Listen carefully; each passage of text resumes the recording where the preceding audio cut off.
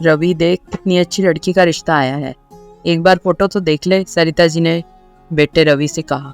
माँ कितनी बार बोल चुका हूँ, मैं प्रिया से ही शादी करूँगा, वरना मुझे शादी ही नहीं करनी। रवि की एक बड़ी बहन थी जिसकी शादी पहले ही हो चुकी थी। सरिता जी और रवि की बहन मोना को लगता था कि अगर रवि अपने पसंद की लड़की से शादी करेगा तो वो उनकी इज्जत नहीं करेगी और रवि भी शादी के बाद अपनी पत्नी के इशारों पर नाचेगा। इसलिए वो कम पढ़ी लिखी और खुद की पसंद की लड़की से शादी करवाना चाहती थी। लेकिन रवि की जिद के आगे किसी की एक न चली और सबको शादी के लिए मानना ही पड़ा। शादी के दिन ही मोना ने प्रिया में खामियां निकालना शुरू कर दिया और प्रिया की छोटी छोटी गलतियों को भी बढ़ा चढ़ाकर बताकर बहुत हंगामा किया। रवि ने अपनी माँ और बहन के तेज स्वभाव के बारे में प्रिया को पहले ही बता दिया था। प्रिया शांत और समझदार थी। वो जानती थी कि मैं रवि की पसंद हूँ, इसलिए मुझे कोई पसंद नहीं करता। प्रिया ने सोचा, बहन की तो शादी हो गई है, उससे क्या डरना, वो तो कुछ दिनों में चली जाएगी और सासू माँ का दिल तो मैं जीत ही लूँगी। लेकिन प्रिया गलत थी।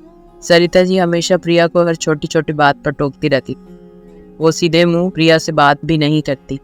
प्रिया ने कई बार रवि से बोलने की कोशिश की, लेकिन रवि हमेशा कहता, धीरे धीरे मान जाएगी, तुम हिम्मत मत हारो।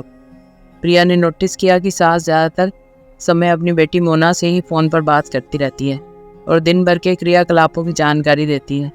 लाख कोशिशों के बाद भी प्रिया सरिता जी का दिल नहीं जीत पाई थी। प्रिया ये जान गई थी कि सास के कान भरने का काम मोना ही कर रही है, तभी माँ जी इतना रूखा व्यवहार करती हैं। सरिता जी अपने घर के हर निर्णय बेटी से ही पूछ कर लेती। किस त्योहार पर क्या पहनना है, घर में क्या पकवान बनने हैं, सब मोना की पसंद का होता।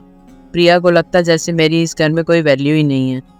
एक दिन प्रिया रोज़ के काम निपटा ही रही थी कि प्रिया के भाई का फ़ोन आया। हेलो प्रिया, कैसी हो? ठीक हूँ भैया, प्रिया ने कहा।